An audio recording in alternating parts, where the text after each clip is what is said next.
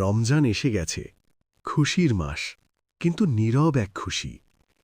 এই মাসে হাত তুলতে শেখা যায়, চোখ নামাতে শেখা যায়, নিজেকে ছোট করতে শেখা যায়।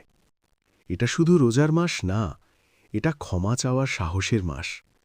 যে ভুল লুকিয়ে রেখেছিলাম, এই মাসে সেগুলো বলার সুযোগ আছে। যা চাইনি কখনো মুখে বলতে, এই মাসে সব চাওয়ার দরজা খোলা। কারণ আল্লাহ এই মাসে দূরে থাকেন না, তিনি অপেক্ষা করেন।